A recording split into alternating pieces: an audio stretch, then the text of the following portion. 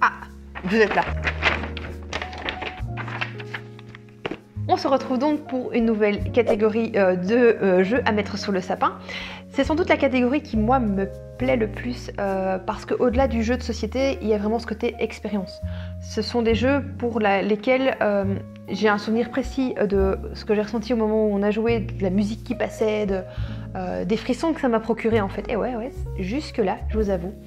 Donc, on se retrouve pour tout ce qui est jeu d'enquête et jeu d'aventure.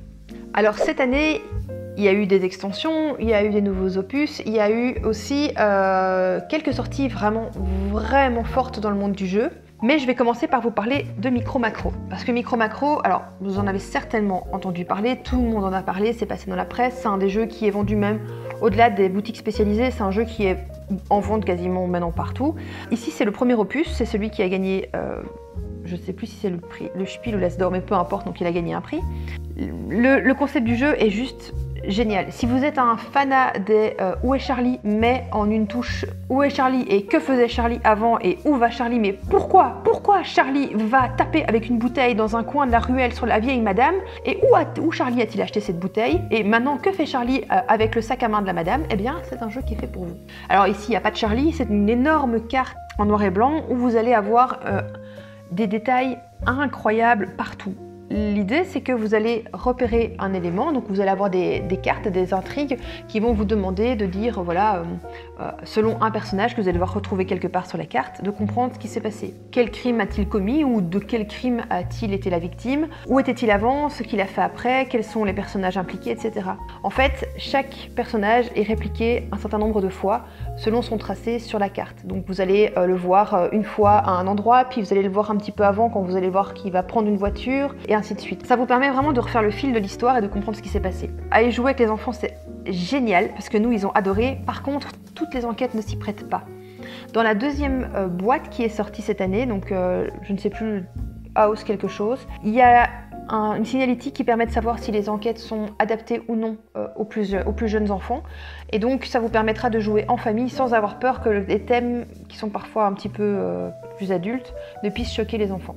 Ça c'était pour la partie jeu accessible. Maintenant dans le suivi, qui n'est pas vraiment une enquête mais qui est plus un jeu d'aventure, mais c'est dans la même catégorie, il y a les Adventure Games qui sont une sorte de point and click. Les gosses comme moi des années 80 ont connu ça où sur un PC on avait vraiment des choses à cliquer et ça permettait de débloquer des choses et voilà, on utilisait la clé qu'on avait trouvée dans un coffre et on mettait la clé dans la serrure qui ouvrait la porte et qui nous permettait de sortir. Ah, on se rend compte qu'il y a un levier, est-ce qu'on l'active, est-ce qu'on l'active pas, etc. Et en fait c'est exactement ça, la sensation de ces jeux-là est totalement dans le jeu. Donc c'est un jeu un peu dans le style livre dont vous êtes le héros, mais que vous allez pouvoir jouer en groupe, où vous allez incarner quelqu'un qui, en l'occurrence ici, est dans un donjon, mais il y a plusieurs volumes. C'est assez long, ça divisé en 3 parties, et chaque partie dure une bonne heure et demie. Un jeu d'aventure qui est vraiment très sympa, qui est beaucoup plus narratif, donc il y a vraiment pas mal de choses à lire. Voilà, très sympa.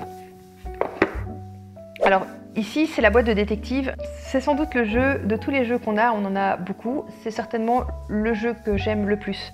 Détective, mais pas forcément celui-là, le détective de base, parce que suite à ça, ils en ont fait plusieurs boîtes. Donc, détective, l'idée, c'est que vous allez faire une vraie enquête. Donc, vous allez ne plus savoir où est la frontière entre la réalité et le monde du jeu. Vous allez avoir plusieurs cartes avec un système de temps et de déplacement qui vont vous coûter du temps, donc une limite en fait dans la manière dont vous allez pouvoir explorer les choses, et vous allez devoir utiliser un ordinateur pour avoir accès à une base de données, qui serait une base de données vraiment très bien faite dans le sens un peu comme la police pourrait avoir, donc vous allez pouvoir encoder des choses, avoir accès à des documents, à des rapports, à des fiches signalétiques, à des empreintes, etc.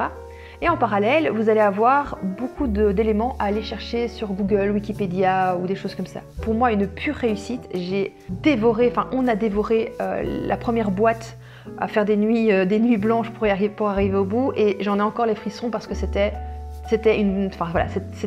génial. Suite à quoi ils ont fait Détective saison 1, parce qu'il faut savoir que c'était en campagne et que chaque partie durait. Alors si vous jouez comme nous, où vous prenez vraiment le temps de bien tout analyser parce que vous voulez absolument tout savoir et bien maîtriser le jeu, vous prenez une tonne de notes, et c'est pas des blagues, et ça vous prend à peu près 3 heures par partie, sachant qu'il y a 5 parties sur la campagne. eh bien ils se sont rendus compte qu'effectivement c'était génial, que ça marchait super bien, mais que pour les personnes qui n'avaient pas forcément 3 heures de leur temps à donner pour une partie, c'était peut-être un petit peu trop demandé, c'était peut-être un peu trop corsé comme jeu. Et du coup ils ont fait une boîte qui est la saison 1, où les parties sont plutôt orientées 1h30. Donc c'est très bien pour rentrer dans le jeu. Voilà, les enquêtes sont très bien faites aussi, il n'y a pas de souci à ce niveau-là. Moi personnellement, j'ai pas retrouvé l'intensité du premier, mais je trouve que pour rentrer dans la matière, c'est vraiment super. Et alors, il y a très peu de temps, récemment, est sortie la toute nouvelle boîte, qui est Vienna Connection, qui se passe cette fois-ci donc pendant la guerre froide. La différence, c'est que ce n'est plus avec une base de données comme avant, puisque en fait dans la guerre froide, Internet n'était pas encore ce qu'elle était. Et du coup, vous avez des documents papier que vous allez voir utiliser. Ça, je trouve ça vraiment génial, parce que pour ceux qui étaient réfractaires au jeu, qui n'étaient pas très... ceux qui sont contre les ordinateurs et les tablettes dans les jeux, voilà, ils s'y retrouvent totalement. Il y a quand même une application qui a malgré tout quelques bugs parfois, qui vous permettra de valider vos choix et d'orienter en fait les fins de partie. Je peux pas vous dire mon ressenti total, parce qu'en fait on en a fait que 2 parties jusqu'à présent, par manque de temps, mais clairement là, dès qu'on arrive aux vacances, c'est vraiment le jeu qu'on va terminer et qu'on va dévorer. Donc pour moi, dans les enquêtes, c'est la série détective, que ce soit Vienna Connection, donc avec du papier, pas d'application sur le PC, mais une application téléphonique, et l'ambiance guerre froide, que ce soit la série 1 qui est avec 3 enquêtes plus accessibles avec des parties plus courtes, la boîte de base ou les petites boîtes qui sortent en parallèle. Franchement, si vous aimez les enquêtes, c'est vraiment très proche du ressenti d'une vraie enquête. Ensuite, il y a la grosse bébête qui est là, qui pèse 1 tonne. C'est un mélange entre un jeu de rôle, un jeu avec application, un jeu d'exploration comme 7e continent. C'est un peu tout en même temps, avec 1 tonne de figurines incroyables, un matériel magnifique et une application. Le seul bémol, c'est que c'est de 1 à 3 joueurs, donc ça, quand on est un groupe de couples, c'est parfois un peu embêtant, il y en a toujours un qui dessine. C'est un jeu où vous allez partir en exploration, donc vous allez pouvoir retourner des tuiles un peu comme dans le 7e continent. Contrairement au côté gros jeu, il n'y a quasiment aucune règle. En fait, l'application vous guide complètement. Elle vous dira où positionner les personnages, comment les personnages vont se déplacer, et en fait, vous allez à votre tour utiliser l'application pour interagir en fait avec le jeu, dire où vous allez, à qui vous parlez, ce que vous faites. Vous allez devoir essayer de révéler votre destinée, donc vous avez chacun un objectif secret et personnel, et vous allez devoir donc interagir avec les gens. Donc par exemple, j'en sais rien, mais si vous devez relayer, avoir des villageois qui sont là prêts à vous aider, et bien en croisant l'aubergiste qui n'a plus de vin, et bien vous allez, si vous lui trouvez du vin, il vous aidera, il sera prêt à vous suivre, et donc vous avez réussi une partie de votre destinée.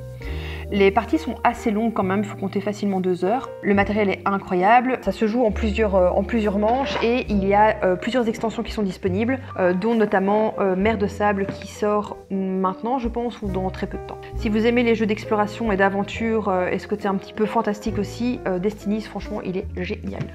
Suspect, c'est de nouveau de l'enquête, sauf que cette fois-ci, il n'y a pas ce côté limite qu'on peut avoir dans un autre jeu. Vous pouvez avoir accès facilement aux cartes, vous n'avez pas de limite de cartes, de limite de temps, de limite d'action. Un peu plus dans un esprit Agatha Christie, vraiment les enquêtes un peu plus à l'ancienne, vous allez pouvoir interroger les gens, utiliser une carte. Il y a vraiment ce côté bouquin en fait, c'est vraiment un bouquin que vous allez, sous forme de carte en fait, que vous allez ouvrir, et vous allez être guidé, vous allez pouvoir interroger certains sur certaines choses, etc.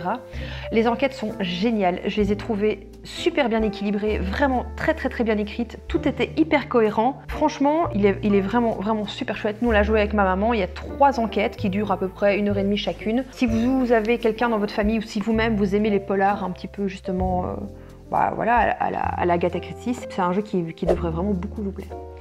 Et donc on termine par la série millénaire de Chronicle of Crime. Alors vous avez sans doute déjà entendu parler de la version de base, qui est un jeu d'enquête qui se joue avec une application. Donc vous allez pouvoir utiliser votre téléphone pour scanner des QR codes et voir en réalité virtuelle les scènes de crime.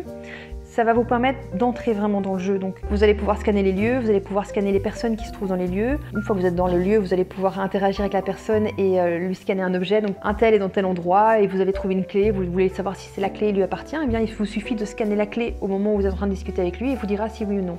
Donc il y a le gameplay est vraiment super intelligent. Alors certes il y a un téléphone, mais c'est vraiment au profit du jeu et c'est pas juste pour être connecté. La série Millénaire vous propose 3 volets différents avec non seulement un voyage dans le temps qui est très original et très sympa, donc la thématique à chaque fois est revisitée. C'est Paris au Moyen-Âge et là vous allez avoir des visions et vous allez être aidé de votre chien et de certains membres de la royauté. Vous allez avoir la Belle Époque où là vous aurez des énigmes plutôt à résoudre et vous allez avoir l'avenir, donc en 2400, chaque époque étant séparée de 500 ans, qui se passera plutôt dans un univers un peu cybernétique. Si vous avez un cousin, un neveu, un enfant, quelqu'un qui est plutôt dans la tranche 16 ans, c'est déjà un très bel âge pour commencer ce type de jeu. Ça permettra de faire une belle transition entre les jeux vidéo auxquels ils ont du mal à décrocher et ce côté jeu de plateau malgré tout, on est tous réunis et on joue tous ensemble. C'est un jeu qui est coopératif, donc il n'y a pas ce côté frustration de ne pas gagner et ça ouvre vraiment la discussion aussi de pouvoir dire bah voilà, qu'est-ce que tu penses, est-ce qu'on irait par ci, est-ce qu'on irait par là. Donc Chronicle of Crime, une vraie valeur sûre qui fonctionne très bien. Et voilà, c'est déjà tout pour moi.